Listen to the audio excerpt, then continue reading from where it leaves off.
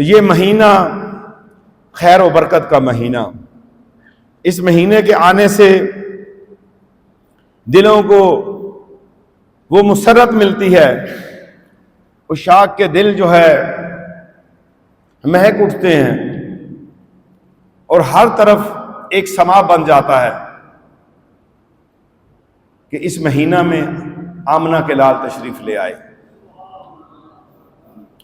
اور آپ کو اللہ تبارک و تعالی نے وہ شان عطا فرمائی ہے، دنیا کی وہ تمام چیزیں جو انسان کو اپنی طرف کھینچ لیتی ہیں، دنیا کی زیب و زینت کی وہ تمام چیزیں جس کے اندر بندہ محو ہو جاتا ہے،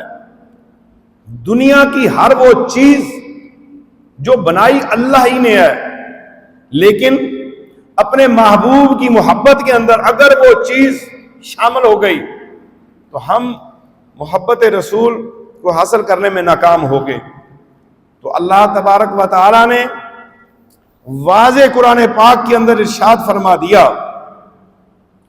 کہ اے نبی مکرم،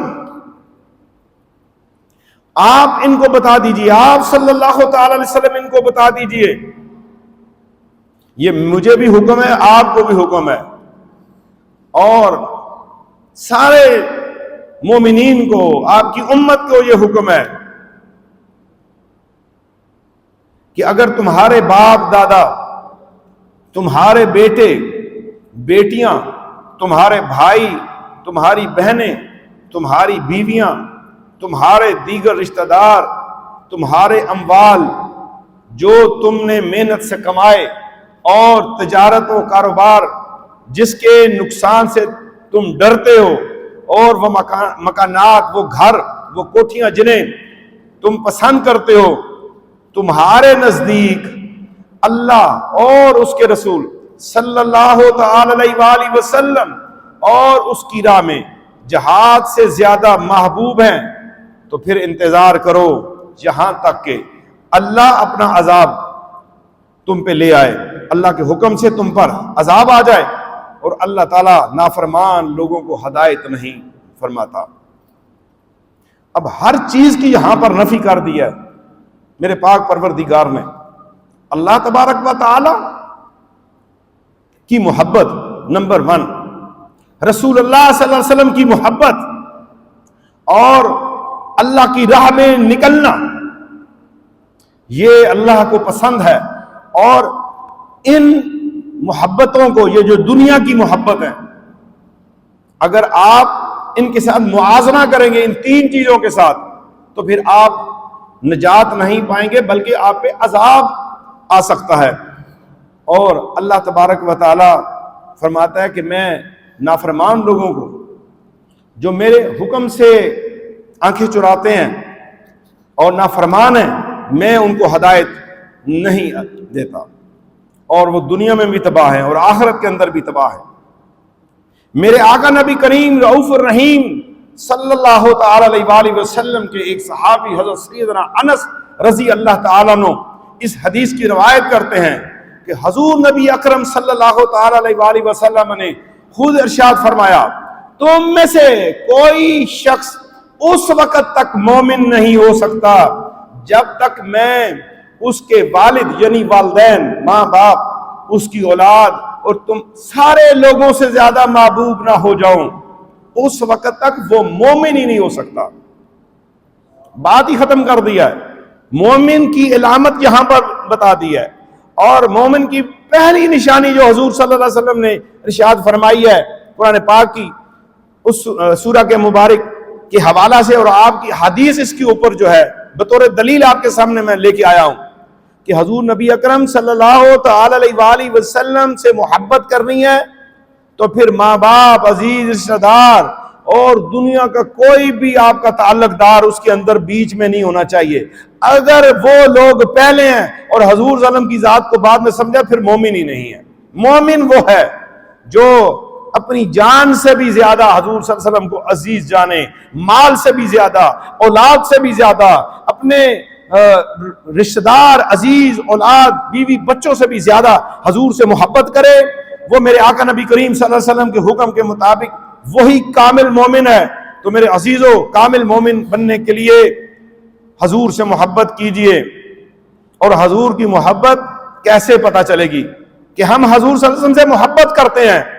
جو اگر کوئی دعویٰ کرتا ہے کہ میں رسول اللہ صلی اللہ علیہ وسلم سے محبت کرتا ہوں، تو پھر یہ دیکھا جائے گا کہ اس کے افعال، اس کے اعمال، اس کا کردار حضور صلی اللہ علیہ وسلم کے احکام کے تابع ہے یا کہ نہیں ہے، یہ اتباع رسول کر رہا ہے یا انحراف کر رہا ہے۔ ہمیں اپنے محبوب صلی اللہ تعالی علیہ وآلہ وسلم کے ہر حکم کے آگے اپنے سر کو جھکانا ہے، اور ہر حکم کے اوپر ہم نے لبیک کہنا ہے کہ یا رسول اللہ صلی اللہ علیہ وسلم، ہم آپ کے لیے حاضر ہیں اور آپ کے ہر حکم کو ماننے کے لیے حاضر ہیں۔ تو میرے عزیزو، اپنے محبوب صلی اللہ علیہ وسلم کی محبت جو ہے، خود بھی محبت کیجئے، اپنی اولاد کو بھی محبت سکھا دیجئے، اور اپنے عزیز رشتہ داروں تک بھی اس پیغام کو پہنچا دیجئے کہ حضور کی محبت کے بغیر ناکامی ہے۔ حضور صلی اللہ علیہ وسلم کی محبت کے بغیر کوئی چیز نہیں ملنی۔ عمر بن خطاب رضی اللہ تعالیٰ عنہ اصحاب عشرہ مبشرہ میں عمر فی الجنہ کی بشارت سن چکے ہیں۔ سنیے حدیث مبارک، حضرت عبداللہ بن حشام رضی اللہ تعالیٰ سے مروی ہے کہ ہم جو صحابہ کا جھرمٹ تھا، حضور نبی اکریم صلی اللہ علیہ وسلم کے ساتھ تھے، اور آپ صلی اللہ علیہ وسلم نے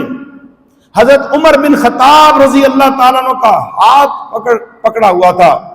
اور حضرت عمر رضی اللہ تعالیٰ عنہ نے عرض کی، یا رسول اللہ صلی اللہ علیہ وسلم، آپ مجھے اپنی جان کے سوا ہر چیز سے زیادہ محبوب ہیں۔ یعنی انہوں نے اپنی طرف سے آپ کا ہاتھ بھی پکڑا اور کہا کہ اپنی جان کے علاوہ آپ مجھے ہر چیز سے محبوب ہیں۔ اس پر حضور نبی اکرم صلی اللہ تعالی وسلم نے فرمایا، نہیں، قسم ہے اس ذات کی جس کے قبضہ قدرت میں میری جان ہے، تم اس وقت تک مومن نہیں ہو سکتے جب تک میں تمہیں اپنی جان سے بھی زیادہ عزیز ترین نہ ہو جاؤں، محبوب ترین نہ ہو جاؤں، اس وقت تک مومن نہیں ہو سکتے۔ تو حضرت عمر رضی اللہ تعالیٰ نے جب سنا تو عرض کیا، اللہ رب العزت کی قسم، اب آپ مجھے اپنی جان سے بھی زیادہ محبوب ہیں، مجھے اپنی جان سے بھی زیادہ آپ صلی اللہ تعالی علیہ وآلہ وسلم ہیں۔ تو حضور نبی اکرم صلی اللہ علیہ وسلم نے فرمایا، اے عمر، اب تمہارا ایمان کامل ہو گیا۔ یہ حضور کے صحابی ہیں، اصحاب عشرہ مبشرہ میں ہیں، خلیفہ دوئم ہیں، اور آپ کے عدل کے چرچے ہیں۔ اسی وقت تصحیح فرما دی حضور صلی اللہ علیہ وسلم نے، اور پوری امت کے لیے یہ قانون اور قاعدہ بن گیا۔ اپنی جان سے بھی زیادہ حضور صلی اللہ علیہ وسلم کو عزیز ترین سمجھنا ہے، اور جب آپ کی ناموس کی باری آ جائے، پھر آپ کی عزت کی بات آ جائے، تو پھر خاموش ہو کے ڈر کے اندر نہیں چھپ جانا، بلکہ آپ کی ناموس کے لیے اپنے پوری جسم کے ساتھ، اپنے وجود کے ساتھ، اپنی طاقت کے ساتھ، اپنے مال کے ساتھ، اپنی اولاد کے ساتھ،